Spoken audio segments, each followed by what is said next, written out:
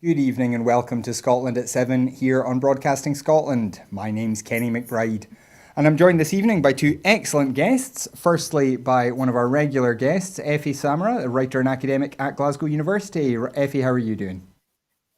I'm good, thank you, Kenny. Excellent. And on the other side of me, a guest, it's new to me anyway, Grant Costello, who is Digital Media Manager for the SNP Westminster Group and a prospective candidate in East Kilbride for next year's election. Grant, how are you doing today? I'm doing pretty well, thanks. Excellent. Well, thank you for both of you for joining us.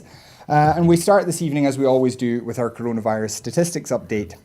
So as of 2 p.m. today, a total of 812,862 people in Scotland have been tested through NHS Scotland labs and UK government regional testing centres.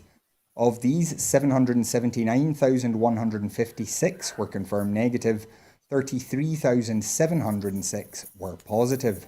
There were 800 new confirmed cases of COVID-19 in Scotland today. There were also 2 new reported deaths of people who have tested positive today. Of course, this will be an underestimate of the number of cases, as not everyone with the virus will display symptoms, and not all those with symptoms will necessarily be tested. Although again, as we always do, we urge you, if you are showing symptoms of a new dry persistent cough, a fever, or a change in your sense of taste and smell, then please do book a test as quickly as you can. Of the people who have tested positive, there were 262 people in hospital last night, 25 of whom were in intensive care. And the number of patients in Scotland who have died from complications caused by the coronavirus infection now stands at 2,532. This number only includes those who have died in hospital, having received a positive test for the virus. And the latest UK daily figures available,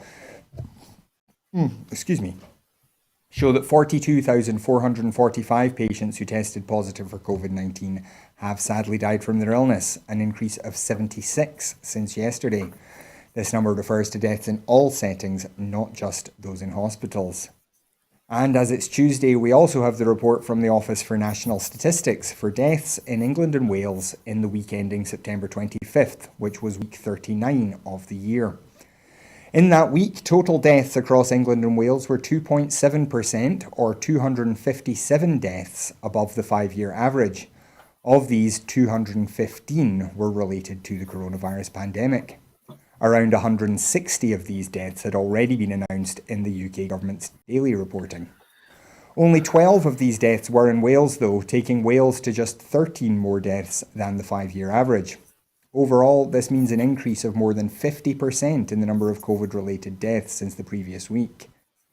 Once again, deaths in hospitals and care homes were below the average by 417 and 61 deaths respectively. However, 749 excess deaths in private homes more than counterbalanced this. In total, across England and Wales, there has now been a total of 52,856 deaths where the novel coronavirus was mentioned on the death certificate. And before we go on to the rest of today's news, if you would like to join the conversation here, you can do so on Twitter by following us at Broadcast Scot and using the hashtag Scotland at 7. That's hashtag Scotland AT and the number 7. But our first story this evening, the SNP has said that Boris Johnson's speech offered absolutely nothing to the millions of people who stand to lose their jobs and incomes unnecessarily as a result of Tory cuts to the furlough scheme and an extreme Brexit. Responding to the speech, on the day that a BBC Freedom of Information request found that 500,000 redundancies have been planned since the coronavirus crisis began, Ian Blackford MP said that by failing to act, the Tory Prime Minister had taken a deliberate decision to let unemployment soar, and called for an immediate U-turn on Tory plans to scrap the furlough scheme at the end of October. The SNP Westminster leader said that by withdrawing job support, blocking the devolution of financial powers and threatening to impose an extreme Brexit in the middle of the pandemic, the Tory government was proving that the only way to protect Scotland's economy is to become an independent country. Well, Grant, I don't suppose that last line will shock you or cause you to have any disagreements, but do you see any chance of Boris Johnson and Rishi Sunak changing their mind at this late stage on the furlough scheme? I don't think there's much of a chance of them changing their mind right now, but they really ought to. Like, they've made a choice to actively pursue low unemployment rather than protecting jobs. And it's quite absurd when you actually look at how successful the furlough scheme has been throughout this whole process. It's ensured that hundreds of thousands of people across Scotland and across the UK haven't had to worry about their financial situation. And what this Tory government has now decided to do is put thousands and thousands of people into an extreme panic about their pay packets and about their livelihoods. And it's just not acceptable. Now, this has been a kind of pretty constant drumbeat from the SNP ever since it was announced that the scheme was ending in October. What do you think is behind this decision? I mean, we've talked on the show several times recently about the kind of lack of logic in saying that some businesses are unviable when the only thing that's making them unviable is the fact that the government has told them to stay shut. Does this make any sense to you from the supposed party of business? It makes sense to me from a party that's ideological in everything that it does. You know, the Tory party like to call themselves the party of business, but they're not. They're the party of big business. They're the party of big finance. And that's what they're focused on. You've seen it through the Brexit negotiations. You've seen it through most of their economic policy over the past 10 years. What they are doing is they are deciding what businesses are viable and what aren't. And the businesses they don't think are viable, they're not particularly interested in funding. You saw that with Rishi Sunak today and the cavalier attitude that he had to the arts sector, telling them to just find new jobs, which honestly is utterly ridiculous when you consider that it's something like £111 billion the arts and culture sector give to the UK every year. But this Tory government, as far as they're concerned, they can just get some new jobs so long as the banking sector can be protected. And Effie, I know that that comment from Rishi Sunak really struck home with you today. Because the arts, obviously, it's not even just about the economic impact that they make. It's about all the things that make life tolerable, really, isn't it? Well, you know, it's even more than that. The arts and the more generic section of the humanities. So thinking and critical thinking is really the driver behind the arts and creativity, making sure that we stay alert and we stay alive intellectually. And this is what the Tories absolutely hate. So there is an ideological, I'll completely agree with Grant there. All of this is ideologically driven. Sunak is obviously instructed to create this whole idea, this whole rhetoric of making sure that there is an instrumentalization of every part of our lives. So if you're not going to bring in, you know, something that the Tories want you to need to go away. I'm not going to swear at, you know, 7:15 in the evening, but do you remember the Cummings comment on ballerinas? Now, this was an interesting one because you were interviewing Peter Arnold a couple of Sundays ago. Mm-hmm. He actually said the full sentence. I'm not going to do that. But he said, but Cummings, right at the beginning of this crisis, had said, ballerinas can F off back to the back of the queue. Now, this is the entire, the ideology and the umbrella under which they operate. They want the arts, but for the money that it brings in. They want to milk the arts for what they can get out of it, but they have absolutely no interest. In fact, they want to stifle creativity because people who are able to think are not going to vote Tory. So, you know, big business, absolutely, but also stop thinking. Well, we do have another story about Boris Johnson in reaction to Boris Johnson's speech at the Tory conference. The SNP has warned that Boris Johnson's plans announced today at the Tory conference are too little too late and fall short of the radical action needed to tackle the climate crisis and deliver green energy for the future. Gillian Martin, MSP, has also raised concerns about the distinct lack of progress on key issues for Scotland, including the need to reform CFD so that contracts are awarded based not just on cost, but on support for local supply chains and green jobs.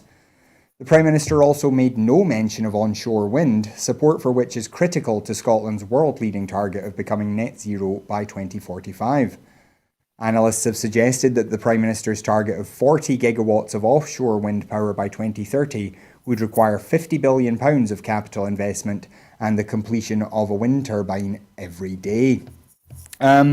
Effie, I wonder, what did you make of Boris Johnson adopting Alex Salmond's old phrase about becoming the Saudi Arabia of renewables? I was talking about this to our producer, Linda Graham, just earlier today. It's an interesting one. And obviously, you know, I'm a philosopher by trade, but not really a psychoanalyst. It's an interesting metaphor. And I personally, you know, Saudi obviously has been, for me, an area of interest in terms of human rights and in terms of women's rights. And it is also fair to say, I think, that Saudi Arabia in both these areas is abysmal. It's actually one of the most brutal states that you could ever hope to live in. Family members of mine travel to Saudi Arabia, and the testimonies I've had is of pretty much a totalitarian state where most people live in abject poverty. And I know this is really hard to understand because our images that we receive from Saudi are usually connected to gold and diamonds and princes and all this stuff. But in fact, the population of Saudi Arabia are not really, you really don't want to be born, man or woman, in Saudi unless you're part of the royal family. Now, I don't like the metaphor. I wasn't aware that Alex Salmond had used it, but obviously I understand the parallel. He's talking about an abundance of something in the same way that, you know, the Gulf produces the amount of oil that it does. I personally think it's an unfortunate metaphor.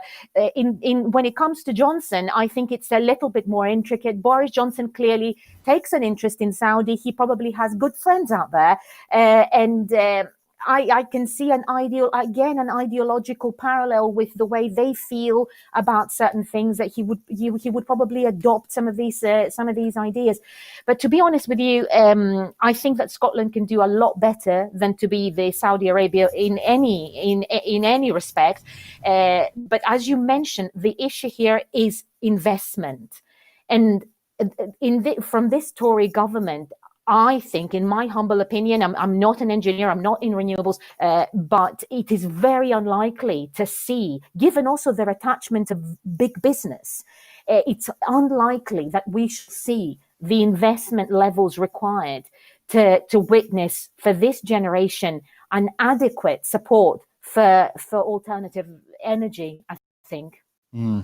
And Grant, this announcement by Boris Johnson, is this just another case of the levelling up agenda, the Northern powerhouse? A lot of talk and very little tangible investment and tangible policy support.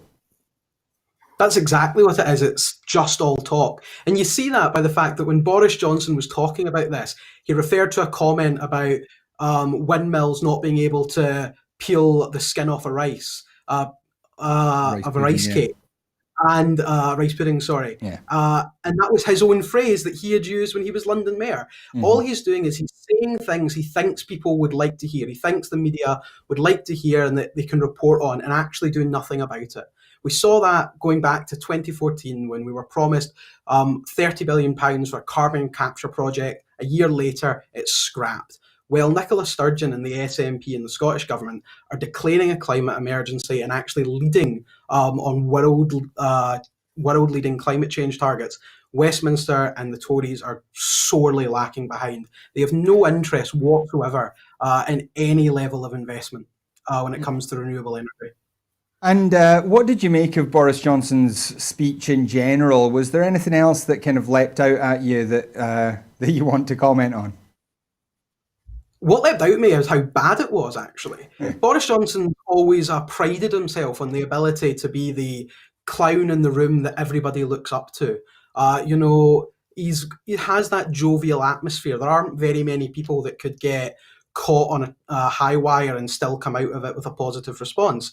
But the fact that there was no crowd there, it exposed him for what he is. The emperor has no clothes when it comes to Boris Johnson. And he wasn't able to hide behind the laughter. He wasn't able to hide behind a large crowd cheering him on. The facts of what he was saying were presented very clearly. And what was very obvious is that he had absolutely nothing to say, absolutely nothing to present. And he's only been in office for 6 months. And that is quite a stark warning going forward.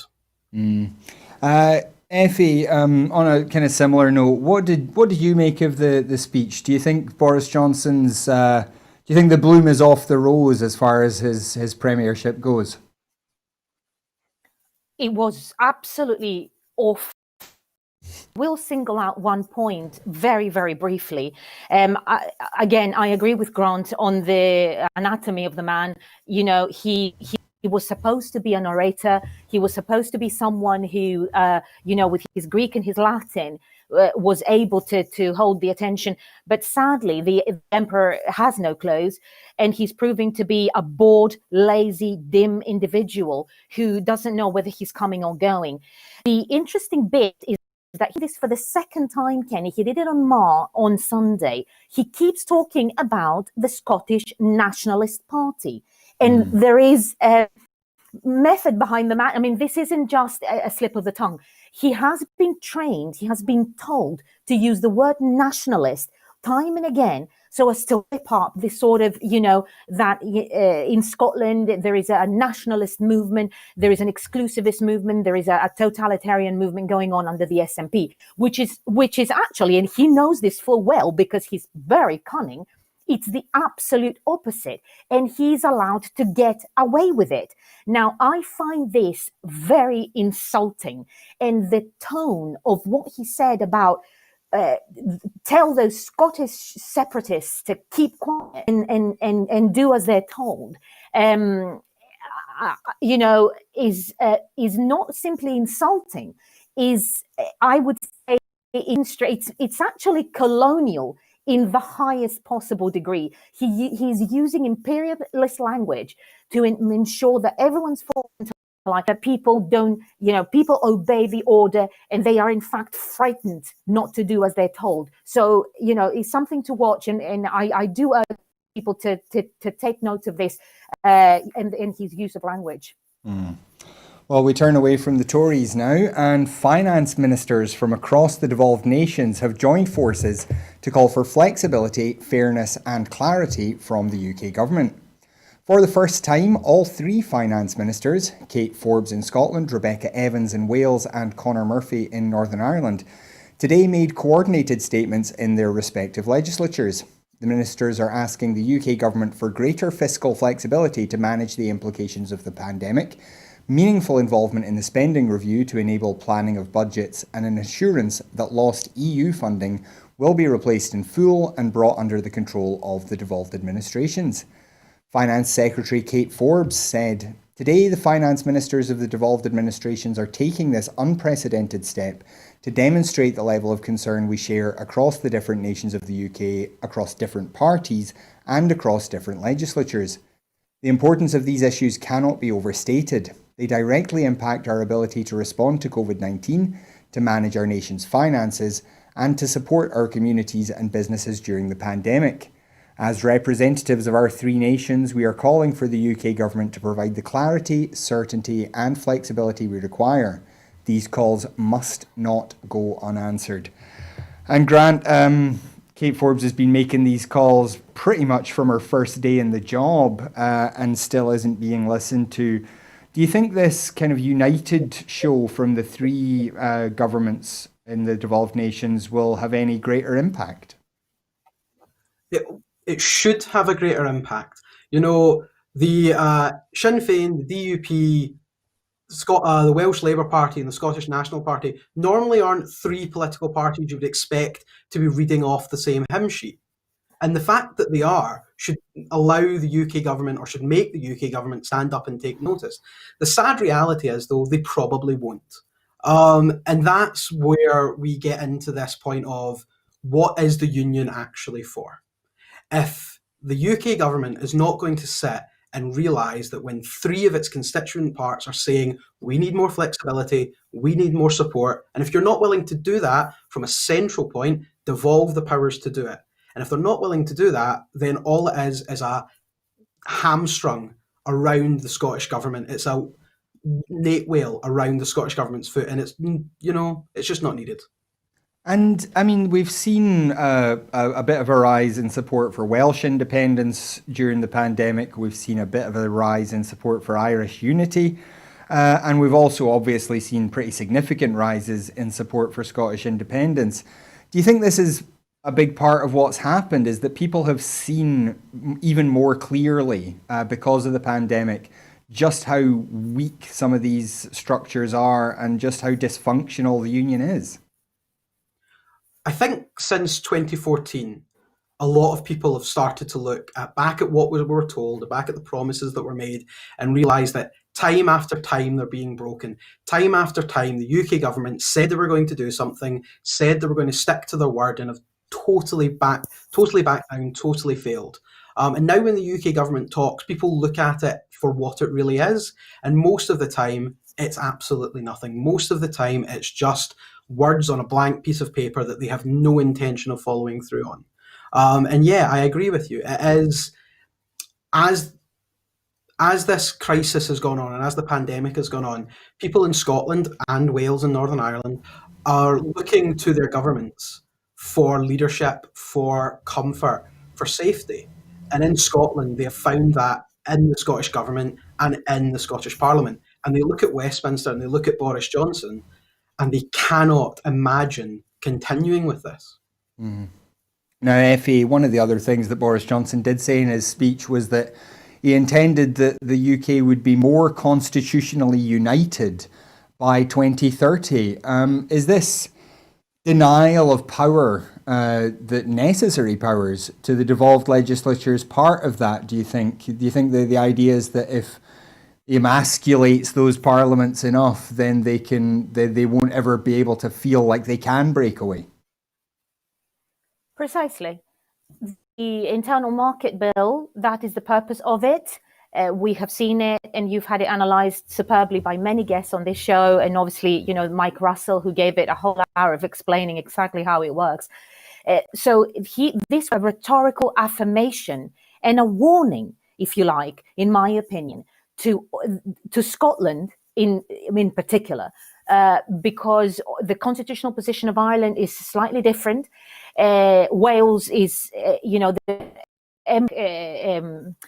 you like, clamorings for independence, but I don't think in reality they're that much concerned about this. This is about Scotland, and this was about bringing Scotland, ensuring we fall into line and we do exactly as we're told. The idea is that his proposed Brexit is very much about centralizing power, and the EU, what they were unable to do under EU jurisdiction was to bring these powers to Westminster, because by nature EU legislation protects small nations, devolved powers, languages, and all the regional aspects of every nation.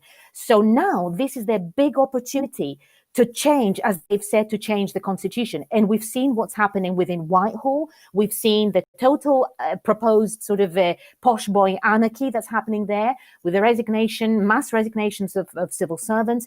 But primarily, the internal market bill is to do with centralizing power and making sure that there are no fiscal powers. Mostly that's what they're concerned about. And in that way, they can pull the different strings and ensure that they get exactly what they need from this place up here. Because let's not forget, Scotland has not voted Tory nearly 60 years. So that to them is a thorn to their side and a big concern. Mm.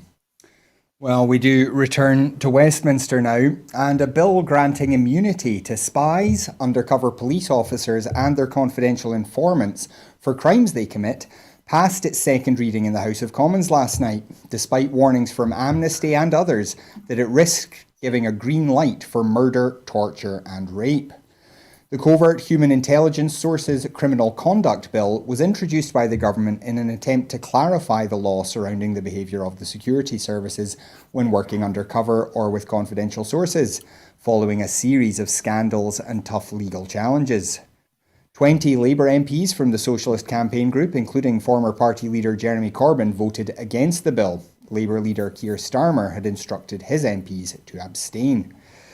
The government says the Covert Human Intelligence Sources Bill does not amount to a licence to kill because it will be compliant with the European Convention on Human Rights, which safeguards the right to life and prohibits torture.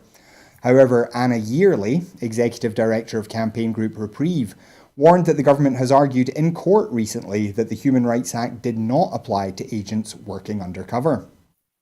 The bill comes following a series of so-called spy cops scandals, including undercover officers getting the women on whom they were spying pregnant, as well as older scandals, especially in Northern Ireland, such as the murder of lawyer Pat Finucane. And Grant, I mean, this is pretty terrifying, given what we know about the way the British government has acted, infiltrating, for example, the Stephen Lawrence campaign group, and Greenpeace and Friends of the Earth and organisations like that. This is quite worrying to just grant a blanket immunity to those officers and their informants, isn't it? Yeah, I mean, undoubtedly so. I mean, even the former Brexit secretary, David Davis, said this was an ill thought through bill. And when the former senior Tories are coming out and saying that the government is trying to push through an ill thought through bill, you know it's something to be worried about. There are some crimes that are so beyond the pale that no government should be sanctioning them. And that's fairly obvious to anybody. This bill will need to change. It's only passed the second reading, and I suspect it will change. But yeah, it's beyond the pale. Yeah.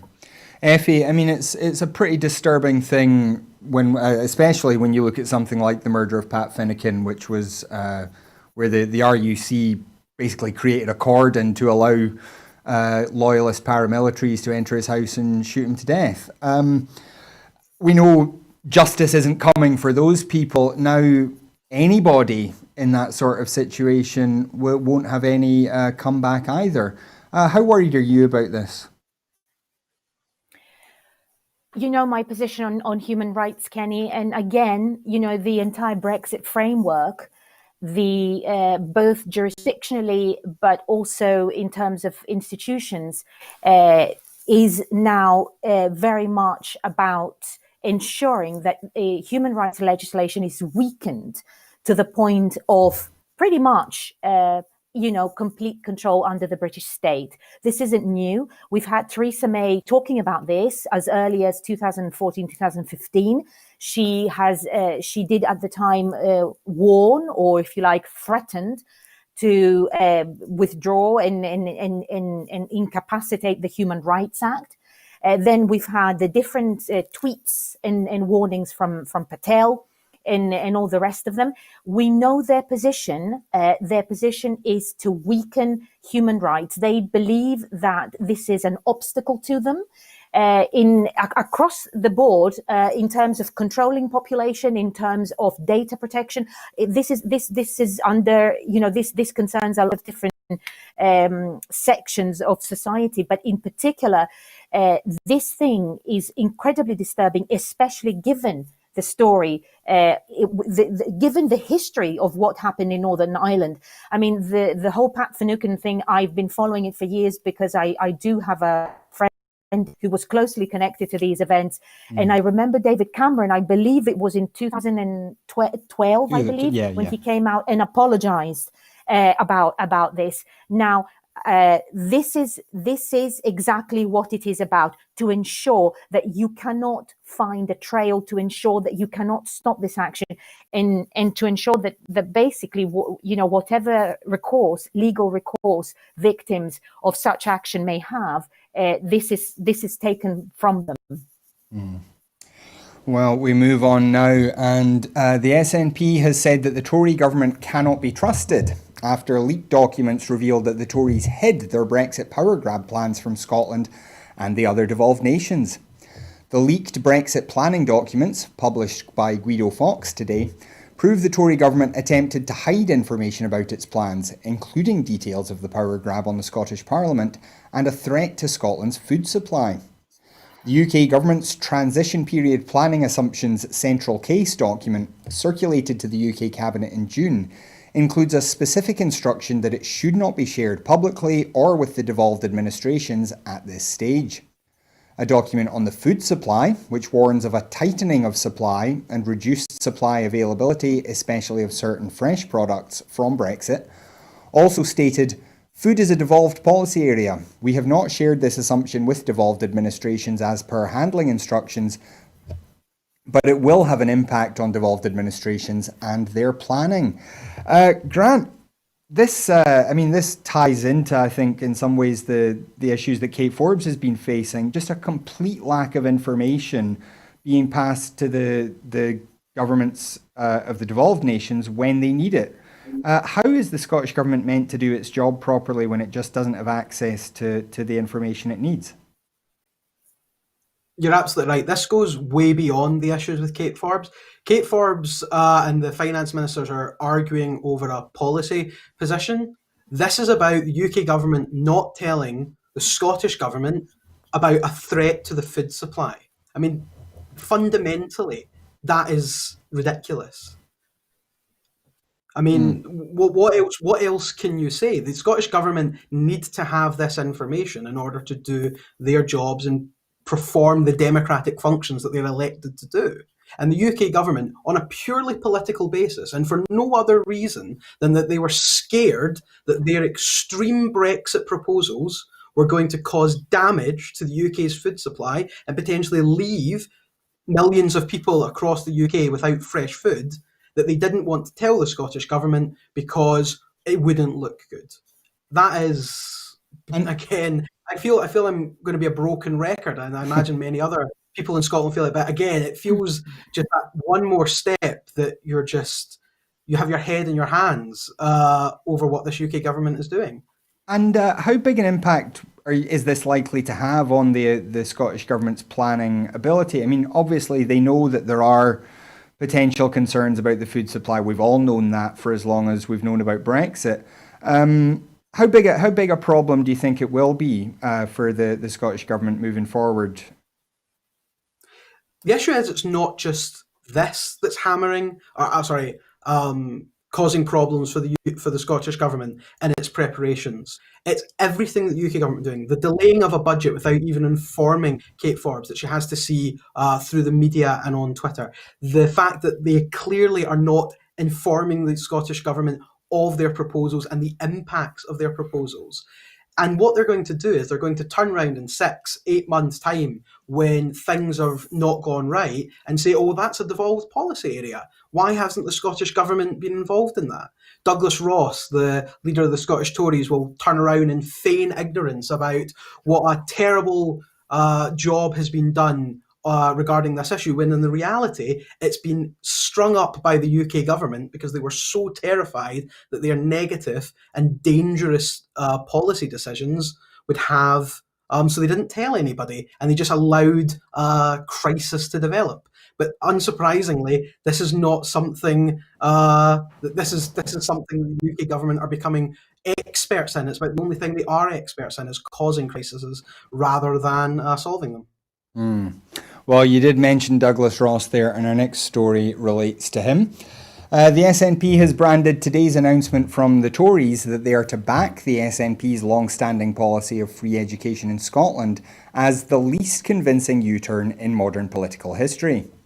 After years of pledging to force tuition fees and introduce a £6,000 graduate tax on Scottish university students, the Tories have made the dramatic change just months before next year's crucial Holyrood election. Effie, I mean, I'm quite loath to criticise people for finally kind of changing their minds to the right policy. But this does seem like a very odd one from the Tories, doesn't it? I think an emoji would be fitting, you know, as a response to this, Kenny. I will just follow you on that. Douglas Ross, really? Free tuition after everything that's happened. We have been, Scotland has the 5 universities amongst the top 100 in the world. As you know, I'm part of the University of Glasgow, both in my doctoral capacity and the UNESCO chair. So I'm very, very proud to be in this position. And we enjoy a world-beating, actually, we are world-beating. We enjoy a worldwide reputation in reality this time. Now, the Tories have done their utmost to politicize education, to make sure that what the purpose of education, which is to create social mobility, that purpose is disabled. So what they want is people with a bit more money to go to university, like it used to be in the olden days, and then we had a respite, and then again, what do you know? So I have difficulties believing this. I don't know what the degree of his commitment is. I haven't actually read the article. Has he committed to supporting legislation in that regard, or is it just a rhetorical comment that he's passing at the moment to get a bit of attention, as he usually does? I remain unconvinced. I would like him to do this, and I would congratulate him if he did. However, given their track record, I find it odd that he should come out in favor of this proposal. Grant, I mean, there isn't a great deal of likelihood that Douglas Ross is going to be the next First Minister. I mean, we shouldn't project too much about the election, but it's not hugely likely that this issue is going to be on his desk anytime soon, is it? No, I don't think the people of Scotland are ever going to elect Douglas Ross, or frankly any other Conservative Party leader, into Bute House. But let's be really clear about what this is. It's brazen politicking. Ruth Davidson said that free university education was a tarted up egalitarian policy. The education spokesperson for the Tories, Liz Smith, said less than 12 months ago that they were more convinced than ever that 6,000 fees and a graduate tax was the correct policy. Douglas Ross in 2017, voted against scrapping tuition fees in England. This is a political party that has a track record a mile long in terms of implementing tuition fees, calling for tuition fees, arguing for tuition fees. They have no interest whatsoever in free education, or, to be perfectly honest with you, reducing the attainment gap or the social diversity gap within universities.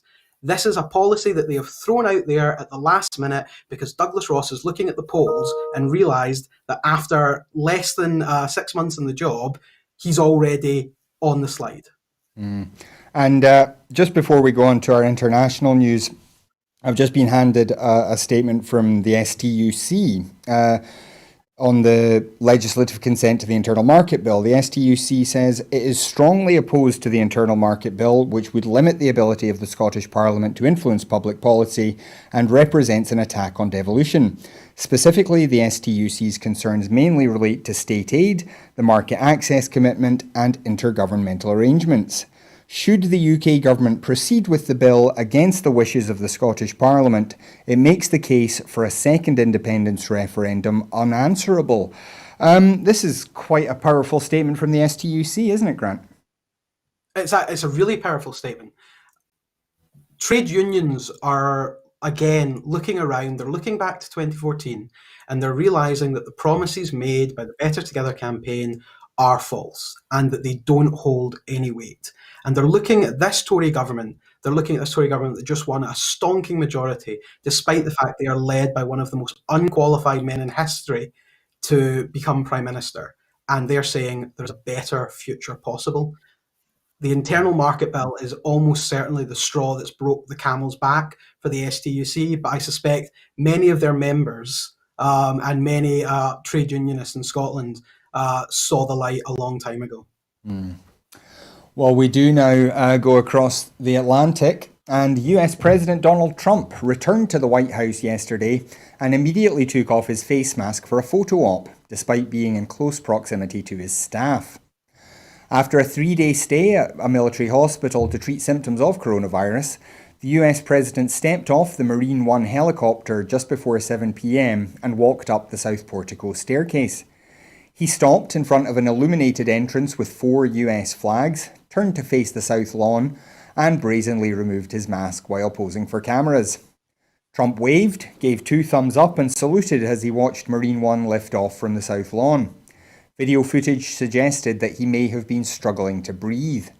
He then waved and walked inside, where masked staff were visible, only to re-emerge for what appeared to be a film shoot. Trump then gave Americans some confusing advice, saying, "Nobody that's a leader would not do what I did. And I know there's a risk, there's a danger, but that's okay. And now I'm better, and maybe I'm immune. I don't know. But don't let it dominate your lives. Get out there. Be careful." Effie, once again, reading out Donald Trump quotes is giving me a headache. What do you make of the president's progress over the last few days? It's certainly, I mean, you know, he's Superman, isn't he? I think he fits the profile of someone who probably, if they were infected, would have to at least take care of themselves and possibly suffer from slightly more severe symptoms than he appears to have suffered. So this is a man in his mid-70s who is dangerously overweight, probably suffering from pressure. So it is somewhat bizarre that he has made this recovery within a very short time, hardly 4 days in hospital. Also, the other thing that was interesting, Kenny, is following his doctor's report.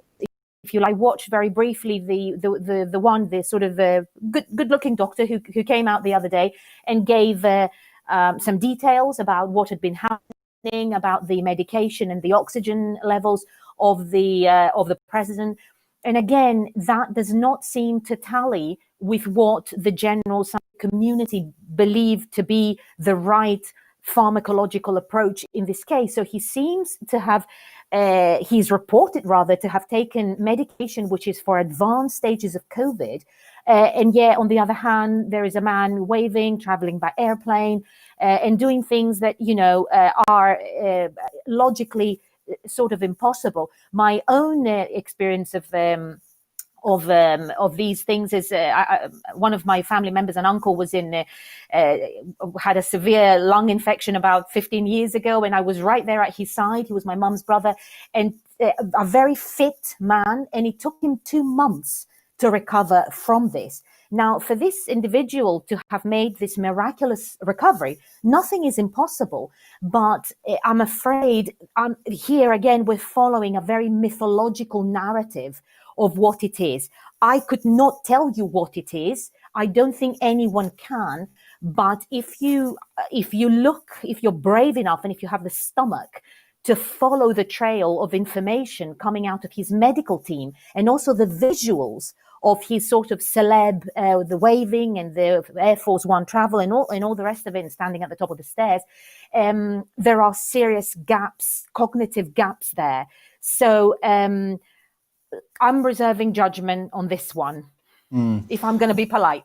Well, we did hear that while he was in hospital, his oxygen saturation had been below 90.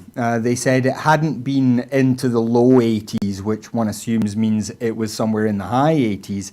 But at that level, I mean, life is genuinely in danger. Do you worry that perhaps, you know, this strongman act that Trump likes to put on is actually going to end up making him really seriously unwell? You know, I had genuinely believed this was somewhat a fabrication until I watched this very short video of him standing, was it the balcony this morning? Or that was something. The video I was referring to. Yes, yeah. And he was having a lot of difficulty actually keeping his breath and inhaling. You could see a man in distress for that short 6 or 7 second video. Now, if the report is correct and his saturation levels were at that level, in even the high 80s. Now, that is a serious oxygen deficiency. Now, this man, if this is an act, clearly, and obviously following the COVID development, I believe the general consensus is that COVID does hit pretty much on the 10th or 12th day. It does come back to revisit a lot of the patients. Now, it appears that yes, he could have it seriously, and then he is actually, as you say, in serious trouble. The other problem is he was reported as having taken steroids. Now, I've read some reports, and again, I am not a trained physician, so I don't know exactly what this is, that steroids can cause serious psychotic episodes. So again, is this a man who should be at this stage, in this moment in time, leading one of the most powerful countries in the world? It's strange because both the EU and the USA, we actually don't have a government. A government is there to provide safety and stability to its people, and neither of these governments provide that. And the Trump episode, I think, simply evidences this post-truth fallacy that we're living. I mean, I don't know, God save us. It's dangerous. Well, speaking of bad political leaders, we go to Malta now, where former Prime Minister Joseph Muscat resigned from Malta's parliament yesterday after a 90-second speech in which he said he was proud of his achievements. Muscat stepped down as Prime Minister in January following allegations of government corruption made by activists and the political opposition, who said he had protected people linked to the 2017 murder of journalist Daphne Caruana Galizia. Muscat always denied wrongdoing and was never charged or convicted. He became the leader of the Labour Party in 2008 and led it to a landslide victory in 2013 when he became Prime Minister. Muscat won another landslide in 2017, riding an economic boom that saw Malta turn a budget deficit into a surplus and almost completely eliminate unemployment. He was succeeded this year as party leader and Prime Minister by Robert Abela. Muscat's resignation from Parliament comes weeks after his former Chief of Staff, Keith Schembri, was briefly arrested in connection with a police investigation into alleged money laundering from the sale of Maltese passports. Schembri denies wrongdoing and has not been formally charged. Muscat also served in the European Parliament between 2004 and 2008.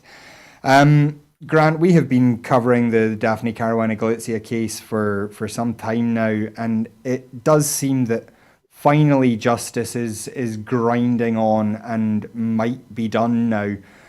Muscat stepping down from Parliament is an important step in that process, isn't it? Yeah, justice is certainly grinding on, but Muscat standing down is a democratic victory.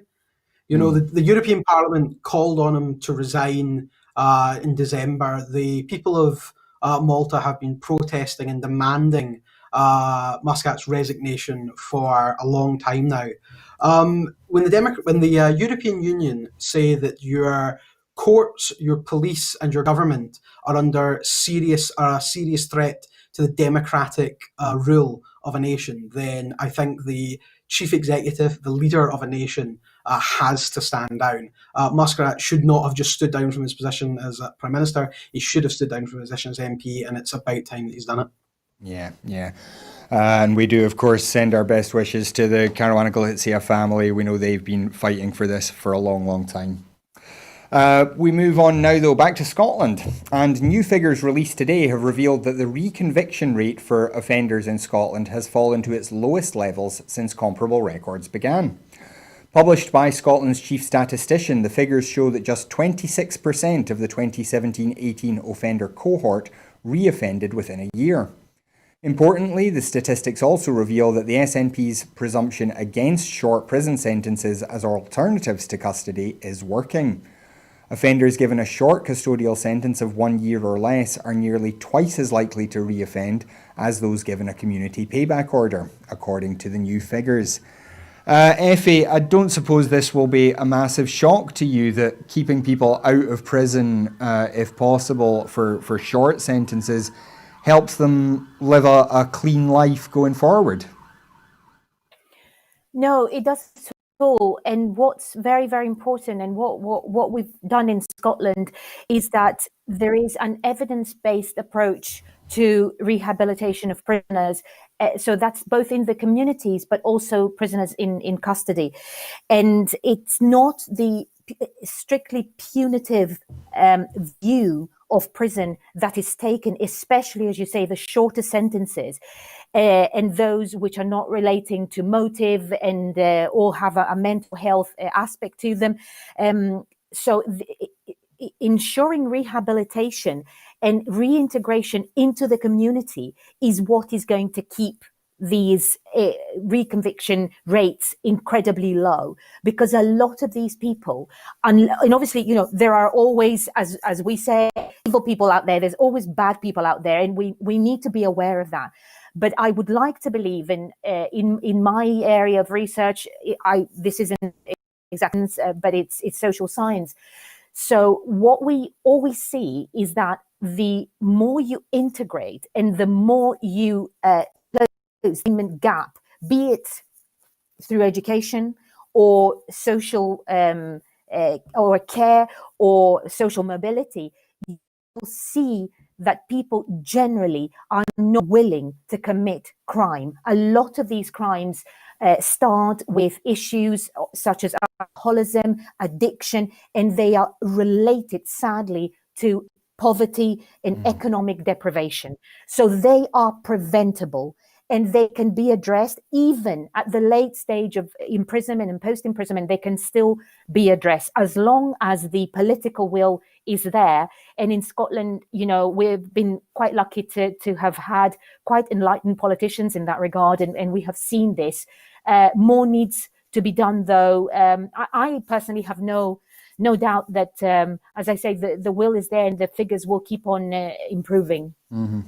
And Grant, we don't talk about this very much, but the changes in the criminal justice system in Scotland over the last wee while have really been quite dramatic. Things like the presumption against short sentences and perhaps maybe even more impressively, the work of the Violence Reduction Unit. Scotland really has quite a lot to be proud of now, doesn't it? Yeah, Scotland does. I mean, since the SNP have come to power in 2007, you've seen Scotland's justice system go from I don't want to say the word regressive, maybe isn't the correct wording here, but not fit for purpose necessarily, to becoming a very modern, forward-looking system. The reoffending rates have fallen almost every year, I think, since 2007, 2008. And that's something to be extraordinarily proud of. Crime is at its lowest in, I think, 40 years. And that's not because we've taken this typically Tory bluff and blunder of law and order party. It's because we've looked at the effects and the consequences that cause people to commit crimes and cause people to reoffend, and are trying to move away from this. Everyone's just got to be locked up in jail for however long it takes. And then when people are put in prison for legitimate reasons, that there are ways for them to develop and grow while they're in prison. And I think I agree with almost everything Effie said. We have a modern justice system in Scotland now, and something we can be very proud of.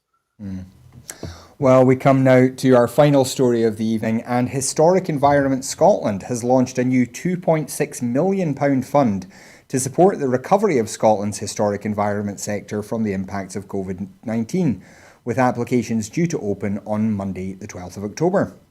The Historic Environment Recovery Fund has two funding streams available, which organisations can apply to for grants from £10,000 to £100,000. The Reopening Historic Buildings and Sites stream is opening to organisations which manage historic buildings and sites that are normally open to the public for at least 28 days per year. As part of this stream, funding is available to help with reopening to the public, from urgent repairs and maintenance to PPE equipment and minor physical adaptations to enable social distancing. Organisations can also apply for funding to assist with training for staff and volunteers, as well as activities to re-engage communities with their local heritage sites as they reopen. The Sector Resilience and Recovery stream is open to any organisation which delivers significant outcomes for Scotland's historic environment. This seems like a pretty positive step, Effie, doesn't it? Oh yeah, absolutely. And not just in terms of obviously, the direct impact that it will have in the sector, but also in terms of acquainting people with the history of Scotland, and in terms of ensuring, that young people come into contact with these either the archaeological sites, but also the whole organizational support and how these things works. There are several streams to this, and it's a pretty brilliant thing. It coasts and waters, it covers historic environment repair, it covers conservation areas. So it's wide ranging, and think and I believe that even in terms of ecotourism and healthy tourism, because I do have my own private reservations about tourism, of landing someplace and just spending a few days there and what this does to people, but in terms of re-energizing something incredibly good about Scotland, I applaud. Fantastic news. Yeah, I mean, Grant, there are a lot of historic sites that do need money. It does cost a lot of money to keep them intact, and without visitors, there's very little money coming in. This is hopefully going to save a lot of those sites from perhaps needing much bigger repairs further down the line. Definitely. In another life, I had intended to study archaeology and paleontology at uni. So I have a real love for Scotland's heritage and historical sites, and I think this is amazing.